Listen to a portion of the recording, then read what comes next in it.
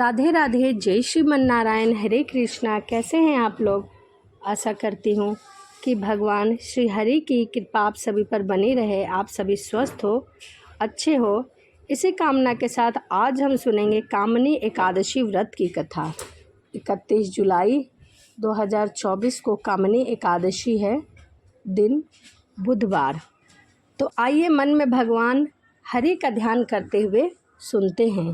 भगवान श्री कृष्ण ने कहा, हे श्रेष्ठ धनुर्धन, मैं श्रावण मास की पवित्र कथा सुनाता हूँ, ध्यान पूर्वक श्रवण करो। एक बार इस एकादशी की पावन कथा को भीष्म पितामह ने लोकहित के लिए नारद जी से कहा था। एक समय नारद जी ने कहा, हे पितामह, आज मेरी श्रावण के कृष्ण पक्ष की एकादशी की कथा सुनने की इच्छा हो रही है, अतः आप इस एकादशी के व्रत का विधान सुनाइए। नारद जी की इच्छा को सुन पितामह भीष्म ने कहा, हे नारद जी, आपने बहुत ही सुंदर प्रस्ताव रखा है। अब आप बहुत ध्यान पूर्वक श्रवण करिए। श्रावण मास के कृष्ण पक्ष की एकादशी का नाम कामनी एकादशी है। इस एकादशी की कथा सुनने मात्र से ही वाजपेय यज्ञ की फल की प्राप्ति होती है। कामनी एकादशी के उपवास में शंख चक्र गदाधारी भगवान विष्णु का पूजा होता है। जो मनुष्य इस एकादशी को धूप दीप नैवेद्य आदि से भगवान विष्णु की पूजा करता है, उन्हें गंगा स्नान के फल से भी उत्तम फल की प्राप्ति होती है। सूर्य ग्रहण और चंद्रमा ग्रहण में केदार और कुरुक्षेत्र में स्नान करने से जिस पुण्य की प्राप्ति होती है, वह पुण्य कामनी एकादशी के दिन भगवान विष्णु की भक्ति पूर्वक पूजा करने से प्राप्त हो जाती है। भगवान विष्णु की श्रावण माह में भक्ति पूर्वक पूजा करने का फल समुद्र और वन सहित पृथ्वी दान करने के फल से भी ज़्यादा होता है। बेतीपात में गंडकी नदी में स्नान करने से जो फल प्राप्त होता है, वह फल भगवान की पूजा करने से मिल जाता है।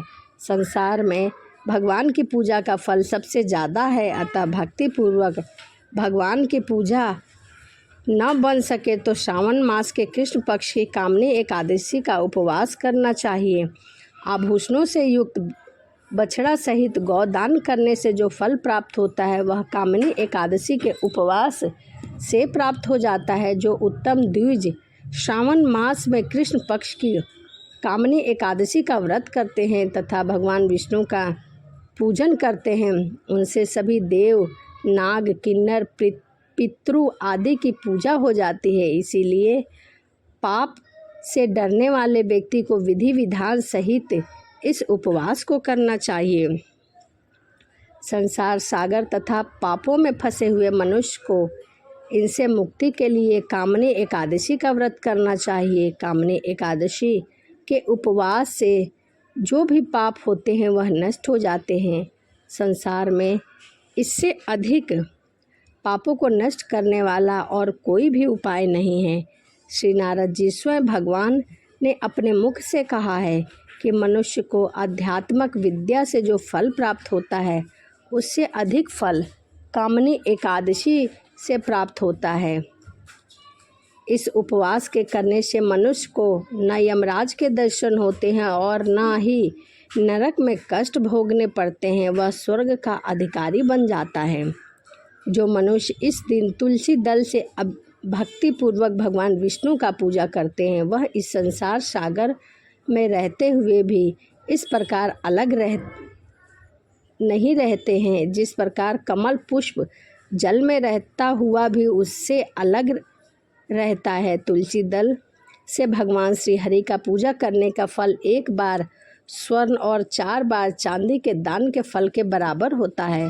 भगवान विष्णु रतन मोती मणि आदि आभूषणों की अपेक्षा तुलसी दल से अधिक प्रसन्न होते हैं। जो मनुष्य तुलसी दल से पूजन करते हैं, उनके सभी पाप नष्ट हो जाते हैं। हे नारद जी, मैं भगवान की अति प्रिय श्री तुलसी जी को प्रणाम करता हूँ। तुलसी जी के दर्शन मात्र से मनुष्य के सभी पाप नष्ट हो जाते हैं और शरीर के स्पर्श मात्र से मनुष्य पवित्र हो जाते हैं। तुलसी जी को जल से स्नान कराने से मनुष्य कि सभी यम यातनाएं नष्ट हो जाती है। जो मनुष्य तुलसी जी को भक्ति पूर्वक भगवान श्री के चरण कमलों में अर्पित करता है उसे मुक्ति मिलती है।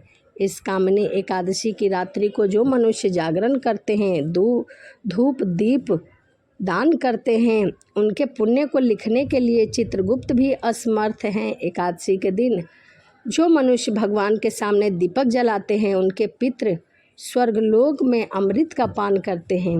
भगवान के सामने जो मनुष्य घी या तिल के तेल का दीपक जलाते हैं, उनको सूर्य लोक में भी सहस्त्रों दीपक का प्रकाश मिलता है। आइए अब हम सुनते हैं व्रत की कथा।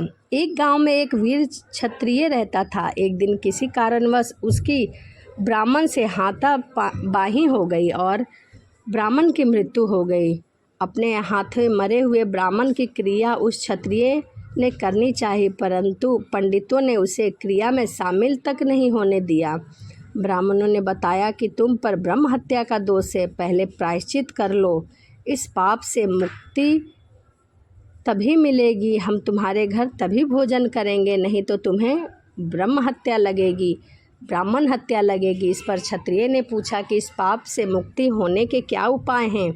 तब ब्राह्मणों ने बताया कि श्रावण मास के कृष्ण पक्ष की एकादशी को भक्ति भाव से भगवान श्रीधर की पूजा करो, व्रत करो और ब्राह्मणों को भोजन करा के सदा श्री के साथ आशीर्वाद प्राप्त करें, इस पाप से मुक्ति मिलेगी। पंडितों ने के बताते हुए तरीके पर व्रत कराने वाली रात में भगवान श्रीधर ने क्षत्रिय को दर्शन देकर कहा कि तुम्हें ब्रह्म हत्या से पाप से मुक्ति मिलती है। इस व्रत के करने से ब्रह्म हत्या आदि सभी पाप नष्ट हो जाते हैं और लोक सुख भोगकर प्राणी अंत में विष्णु लोक को जाता है। इस कामनी एकादशी के महात्म्य में श्रवण और पठन से मनुष्य स्वर्गलोक को प्राप्त करता है। तो एक बार बोलो जय श्री हरि की। तो यह कामनी एकादशी की व्रत की कथा थी। तो आप भी व्रत जरूर रखें। यदि व्रत नहीं रख सकते तो पूजा जरूर करें, श्री हरि नाम का जाप जरूर करें, एक घी का दिया जरूर लगाएं। तो चलिए इसी के साथ वीडियो को यहीं समाप्त करते हैं और मिलते हैं अगली वीडियो में। वीडियो आपको कैसी लगी है कमेंट में राधे राधे लिख के ज़रूर बताएं। तो चलिए मिलते हैं अगली वीडियो में।